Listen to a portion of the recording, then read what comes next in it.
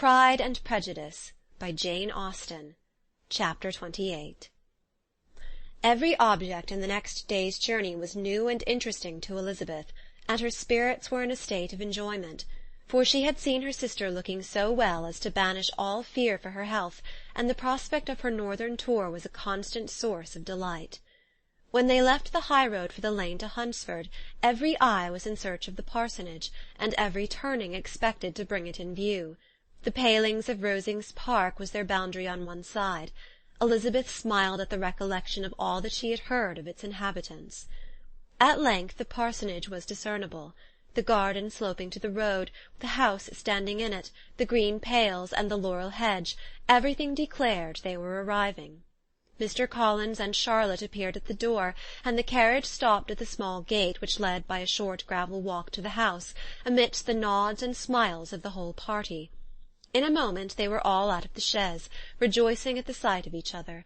Mrs. Collins welcomed her friend with the liveliest pleasure, and Elizabeth was more and more satisfied with coming when she found herself so affectionately received. She saw instantly that her cousin's manners were not altered by his marriage.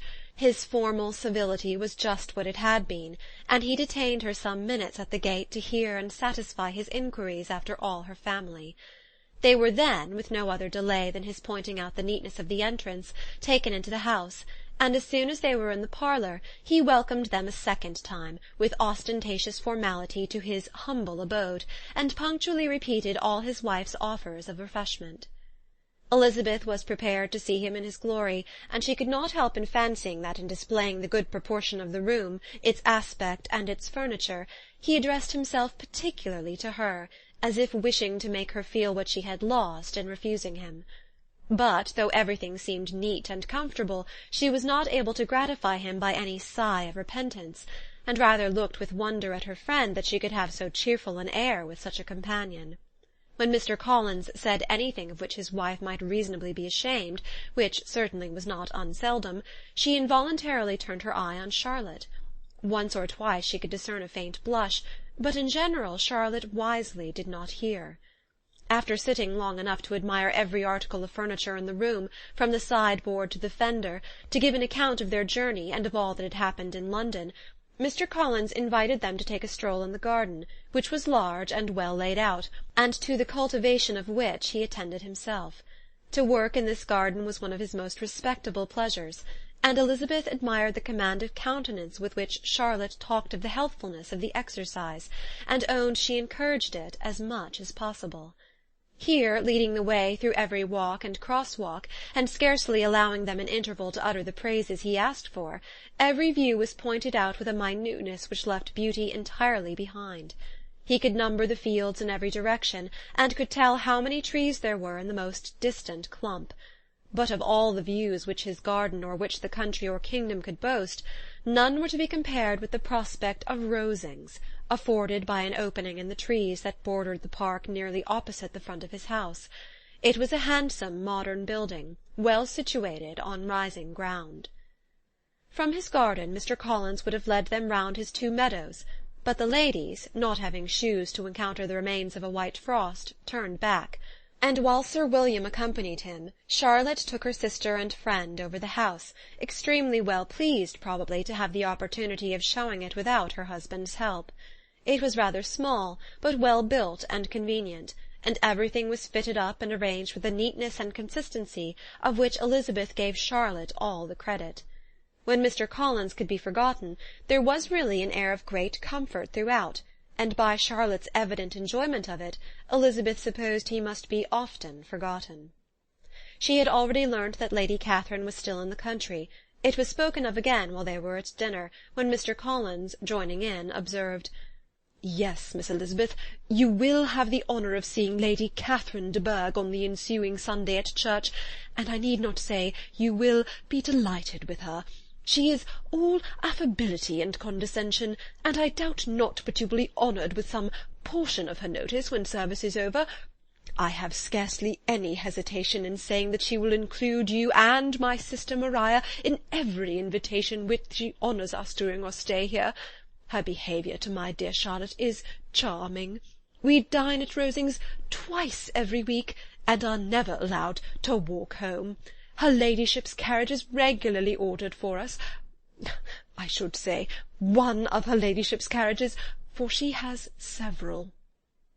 "Lady Catherine is a very respectable, sensible woman indeed," added Charlotte, "and a most attentive neighbour." "Very true, my dear. That is exactly what I would say. She is the sort of woman whom one cannot regard with too much deference." The evening was spent chiefly in talking over Hertfordshire news, and telling again what had already been written, and when it closed, Elizabeth, in the solitude of her chamber, had to meditate upon Charlotte's degree of contentment, to understand her address in guiding, and composure in bearing with, her husband, and to acknowledge that it was all done very well. She had also to anticipate how her visit would pass, the quiet tenor of their usual employments, the vexatious interruptions of Mr. Collins, and the gaieties of their intercourse with Rosings. A lively imagination soon settled it all. About the middle of the next day, as she was in her room getting ready for a walk, a sudden noise below seemed to speak the whole house in confusion, and after listening a moment she heard somebody running up the stairs in a violent hurry, and calling loudly after her. She opened the door and met Maria in the landing-place, who, breathless with agitation, cried out, "Oh, my dear Eliza, pray make haste and come into the dining-room, for there is such a sight to be seen. I will not tell you what it is. Make haste and come down this moment." Elizabeth asked questions in vain. Maria would tell her nothing more, and down they ran into the dining-room, which fronted the lane, in quest of this wonder. It was two ladies stopping in a low phaeton at the garden gate. "And is this all?" cried Elizabeth. "I expected at least that the pigs were got into the garden, and here is nothing but Lady Catherine and her daughter." "La, my dear," said Maria, quite shocked at the mistake, "it is not Lady Catherine. The old lady is Mrs. Jenkinson, who lives with them. The other is Miss de Bourgh. Only look at her. She is quite a little creature. Who would have thought that she could be so thin and small?" "She is abominably rude to keep Charlotte out of doors in all this wind. Why does not she come in?" "Oh, Charlotte says she hardly ever does. It is the greatest of favours when Mr. Bourgh comes in." "I like her appearance," said Elizabeth, struck with other ideas. "She looks sickly and cross. Yes, she will do for him very well. She will make him a very proper wife."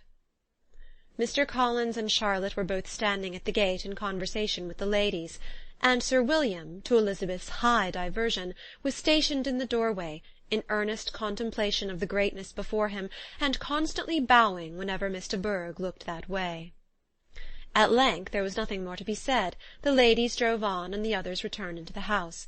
Mr. Collins no sooner saw the two girls than he began to congratulate them on their good fortune, which Charlotte explained by letting them know that the whole party was asked to dine at Rosings the next day. End of chapter 28.